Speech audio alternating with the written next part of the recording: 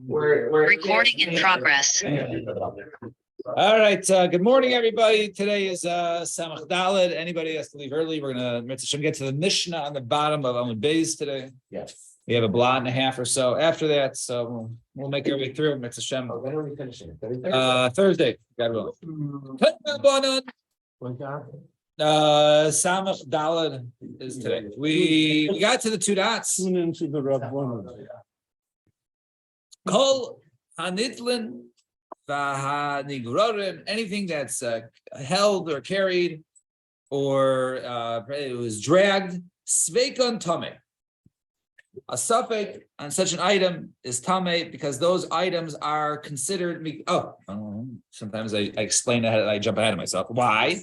So small. No, not smart because I did the Gemara, right? Because they are at rest, and if something has a rest, has stationary, it's not like it's floating. So therefore, we're more machmir when it comes to some sort of doubt. Bani's rocket and something that was thrown through the air, sveikan tahor. Then the suffix is tahor because that was never munach. Chutz meaning kazayis hames, except for a kazayis of flesh from a dead body. Or from a corpse, right? It shouldn't go flesh, go from a corpse. Amayel al pnei tuma, or something which is an ohel over tuma. V'chol davar shemitame mimala v'kilomater. Anything that is mitame, right? Up or down many levels. And who is that referring to? And I that is including a zav and a zava, right? For instance, if they are sitting on something at the bottom, and then something else is resting on it, something else is resting on that, resting on that. Since, let's say, they're sitting on a mattress or a rock, and it's on a bunch of other things, so all those things are tame. And same thing if he's all the way on top, then the tuma would go all the way down, even though perhaps he's not being supported by something. So all those cases, those sveikos, we would not say. Fine. Now comes a fun question. Boy Rambercham. Mace the kli tzaf al pnei hamayim. So we saw regarding there was something floating in water, right? That we are makel, and that was whether one came in contact with it. So we are makel when it comes to that, but we're not makel when something is stationary, right? So if something is stationary, let's say in a kli, then it's tameh. But if something is floating on water, then it's tahor. So now we're going to ask a series of questions, right? And don't look at the last word of the line. Y'all, I'm sure just did, right? So that's the answer, right? But we're going to have a series of questions now. So basically, if there's a piece of dead body in a kli, in a utensil, and the kli, then the utensil is floating on the water. Mahu, what's the halacha there? Basar kli azlina. Do we go after the kli? And we say, okay, now these whole things are just floating, and therefore, such a case would be tahor. Or do we say that no? We look at the piece of flesh and the piece of, the piece of the mace, and the mace is in a kli. If the mace is in a kli, it's stationary, then it's tameh. If we say, excuse me. We change the lashon over here. Basar kli. That 1 second. Right. It is a basar kli as it should be that. I think it's la basar kli as lina. Right. Where's the daled over here? Right. Right. Yeah. All right. So we say if it's thank you. If we say we do not go after it, in other words, and therefore it's not considered to be, it's considered to be like the mace, right? So mahu al gabe. So we say, so if you want to say that the first case of that we're not going after the kli, in other words, we're talking about, we look at that's resting. So mace al gabe sheretz mahu. What do we say? That the kli is something unique, right? So something is different, and therefore it's considered to be lying on the kli. But let's say the mace is floating on a sheretz, and the sheretz, the mace is lying on the sheretz, and the sheretz is floating in the water. So kevan the high tumas erev high tumas shiva. Since there are different levels of tuba, Therefore, it's like just it's considered they're two different objects, and therefore it's considered to be resting upon the kli. Perhaps tuma or maybe it's one big thick tuma, and therefore it's one tuma floating. Tuma floating is tahor. If you say no, it's still considered to be two separate things, and therefore the mace is considered to be on a kli. And therefore it's tamivada. Sheretz al gabi nevela. What about you have the sheretz, right, which is floating on a piece of nevela, right, which is from a dead animal that was not shechted. Right, sheretz al gabi nevela tzavamau. Came to the tumas erev inun. Since they're both same levels of tuma, in other words, it's one day of tuma. You have to wait till the evening, so tuma smichti. Therefore, it's all considered to be one. Aduma high kazayis v'akudasha. They have different minimums that they are matame. Right, so the nevela is matame with a kazayis, and the sheretz is matame v'chadasha. So two different things, and there's two different things. It's considered to be like it's munach al gabe kli. Or sheretz al gabe sheretz. Let's say you have a sheretz and have a sheretz, right? Over there, hani vada echad. They both have the same shear, right? They have the same shear. Therefore, even though it's one is on top of the other, right? And you might come in contact with the top one. We say that it's one, and both of them are considered to be floating or tahor. Dilba came on the miskim yadadilo. Or since they're separated, right? There's two lemais is two different shratzim, so therefore it's two different things. It's still considered two different things, even though it's the same tumah, but there's still two physical different items. Come on, the klidam. Sheretz al gabe nevela shenimchu mau. What about a sheretz, right? The mocha, so the mau. What about a sheretz that is upon some sort of nevela that really has sort of dissolved, right? Dissolved and become more liquidy. All right, so it's liquid floating on water, right? Liquid floating on water. Maybe so instead of like the two top things being one, maybe the two bottom things are like one. Maybe it's considered to be like the sheretz is directly on there. And maybe it's like water since it melted or whatever, dissolved, and therefore it's considered to be floating, and therefore it's we'd say tahor. We'll say no, lemaisa it was it was once upon a time a solid, and therefore it still has the we still categorize it as a solid. If you want to say lemaisa it was once a solid, and therefore it's still considered to be solid, and it's not considered to be floating on water. Rather, it's floating. It's on an object which is floating on the water, and therefore it's kamunach dami. So sheretz al gabi shechazera mahu. What about the sheretz upon shechazera, upon semen? And if you want to say that maybe shechazera, since it comes from a person's body, maybe it's considered more like uchla, right? It's not considered to be a vadai liquid, right? So therefore, what about sheretz al gabe mechatas, right? We know that even though the mechatas, right, the water that's sprinkled is used to be matire a person, nevertheless, if one comes in contact with it, is actually coming, right, which is unique in itself. So let's say the sheretz was on top of the mechatas, right? So So what about that case? Even though that is definitely a liquid, right? So it can't categorize as uchla. It's definitely liquid, and liquid is on the water. About a sheretz. A sheretz. How does it How does it stay on the and where the area of the mechatas was? Well, no, we're talking about ashes of the paraduma have already been dissolved in the water. Yes. It's sprinkled on the water. Yeah. May not dissolve, but anyway. Yeah. Oh, okay. They're sprinkled on the water. Yeah. So that's now mechatas. And there's a sheretz. No. And that mechatas is there was some mechatas. There was some mechatas was placed in water, Right. and the sheretz was in the spot where the mechatas was. So do we say that the sheretz is considered to be on something which is stationary, right?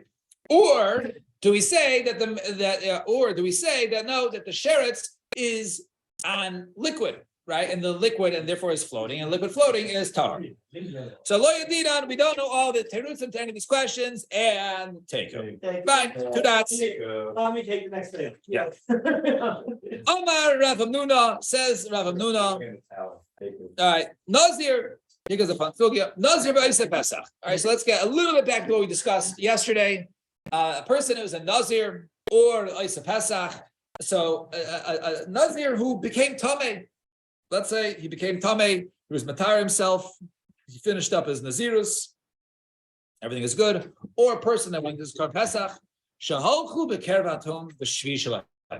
It turns out that they found out that on the seventh day of their purification, so remember, the Nazir, he became Tameh, so he waited 7 days, right? They shaved his head, he started off as a Nazirus, and everything was good. And then he finds out on day 7, when he, not the day 7 of B'Tahara, right? The original day 7, when he was Tameh, okay? He crossed over a kever that was a tomb, an unknown body. The Shalko Bekever Tom Shishan, or a person who brought his Korban Pesach, and let's say 3 weeks before he was being Matar himself, and it turned out that in that 3 week, that the 7th day, he happened to be in a place where they discovered a corpse, months later. Tahir, they are tar. My time, what's the reason? The loyal limas tumas hatumi minister. That which we say that that tumas hatom is metame even afterwards. It doesn't have the power on day 7, not day 6 or 1 through 6, rather on day 7. Mason Rav Zakasha, what are you talking about? How can you say that it doesn't do it? Let's look at our Mishnah. Yarli tired to Tumas Ames. If a person goes ahead and he goes down, we're talking about when he came in contact with Tumas Atom, right? That was the case of, let's say he was in the ground of the cave, whatever it was. So Yarli tired Tumas Ames Tame Shecheskas Tame Tame Shecheskas Tar. So we said if he was going into the water in order to be Matar himself because he was Tame before, then we say, you know what, you remain Tameh. So let's apply to this case. For 6 days, he was Tameh before, right? That's why the Nazir was being Matar himself, right? For 7 days, right? The Osa Pesach, the person was Tameh before he's being Matar himself. So they have a Cheskas Tumah. So why do we say that the Chazak over there, they were Tameh when this suffix occurrence happened, and therefore they should say Tameh. So that's the question. Samalei. When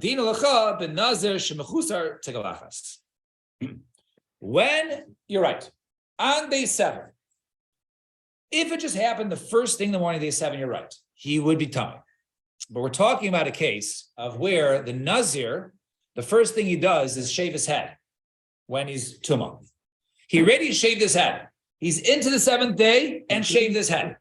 Therefore, he loses his cheskas tuma and is now cheskas tara because he already did the shaving. Since he shaved already, he has nothing else to do, and it's already day 7. So therefore, it's considered like that. He still has complete 30 days more. Right, he still do that, but the 30 days is not the tuma part. That's the tahara part. Right. So right. So, but however, if he didn't shave yet, then you're right. Yeah, then he would have cheskas tuma. Samarle Rava and says Rava says it seems like the two of them are making up now. He says, you know what? I'm with you on Isa Pesach. Because a person on day 7, when it comes to Pesach, a person is matami tumas mes, right? You don't bring karbanos at the end of your 7 days. You wait 7 days, and then at night you're tahor, right? You sprinkle obviously in days 3 and 7, fine. But you don't do it. You don't bring karbanos. So since this guy in day 7 was not mechusar, any sort of carbon or any sort of action. So therefore, you know what? You're okay. So he agrees. So Rav is saying back, I agree with you in the case of Osa Pesach that he remains tahor. Well, both these cases, Herav Shemesh, he got to wait, or even the case of Osa Pesach, you have to wait till night. And I was, he becomes tahor after 7 days, but you need the evening. Samarle, Shimsha Mimela Arba. The sun goes down by itself. He doesn't do anything. Regarding him, his actions, he's done. Once he's done, so therefore he did all he did. So therefore, because he's done with all of his actions, going to the mikvah, right, and then waiting till the 7th day and sprinkling, so therefore he's okay, and therefore consider he now has a cheskas tahara as opposed to the cheskas tum. So the Abaye Hadarbe, and even Abaye is chayzer from this. The Tanya in a brayso, a little bit confusing. Yay Malais Tavi. If a woman, now let's say a woman gives birth to a girl. So a woman gives birth to a girl, so 14 days she is Tameya. The next 66 days after that, she's in her Yemei Tara, right? So any sort of blood or anything is she's tahor. On day 81, she goes ahead and brings her karbanos for giving birth, right? She gives birth to a girl. Now, if she, let's say, she got pregnant during these 80 days, right? And she had a miscarriage. If the Yom Elois, if she had the miscarriage on day 81, the day she was going to bring her karbanos, then Tavi, she has to bring a separate karbanos for also a miscarriage. She also bring karbanos for that.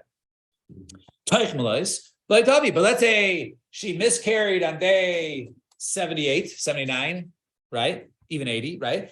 Like Tavi, then she does not require a separate set of karbanos. And Yacholei Tavi al Leida Shalifnei Melois, Aval Tavi al Leida Shalacher Melois. Now let's say this. Let's say a woman, she gave birth on January 1st. Okay, actually, it's too hard because the calendar. All right, let's say the year, let's say just January was 365 days. Let's just say. Right? Now, on the first day, she gives birth to a girl. On day 80, let's say 70, make it easy, right? On day 70, she miscarries. Okay, now she's Tameya again. Her clock restarts. Okay, now she miscarries again on day 140. Okay, now day 140 is after the 81st day from the childbirth, Right. but she never had an opportunity to go ahead and bring her karbanos for that. Right. So now the question is like this. Do we say that, yes, the first miscarriage took place on day 70? That's within the first one. That obviously is covered by the karbanos of the childbirth. The question, the second miscarriage, then that requires also karbanos. Is that one included because she never had the opportunity to bring karbanos? Or do we say that since it came after day 81, therefore it brings itself? So that's the question. So that maybe you think that that the first one on day 70 she wouldn't have to bring on day 140 she would have to bring separate for that. It says it says right. So only something on the day of that she would bring after, but something that comes for that for the miscarriage that she had before. Therefore, she does not. The second one was since she was able to she was not able to complete it. So therefore, since she was not able to go ahead and bring on her karbanos, therefore, will now require a new one. So Rav Kahana. So on this, Rav Kahana says, so what do you see? So Shani Hacha the Mechusar Karban. Over there, the reason why, in other words, her state of Tuma continues, and therefore you don't need an extra karbanos because you're still in the same original state of Tuma, is because he did bring a karban. She never brought her finishing karbanos. So so going to say Shani Hacha the Mechusar Karban. So that's different over there because she didn't bring a karban. That's why it's still considered Tuma. And Hasanami Mechasir Shemesh. And over there, also not only that, you also you have to wait till the sun goes down. It wasn't enough time. So over there, Abaye says, no, the sun is not a factor in terms of changing the status from Tumah to Tahara. Right? If that's the only thing remaining, that's a non-factor. And therefore we see Abaye, who asked the question earlier, by the case of day 7 of Pesach, is actually chayzer from that argument. And we'll stop here at the Mishnah. And Mr. Hashem will continue from here tomorrow. Everybody have a wonderful day. The sun does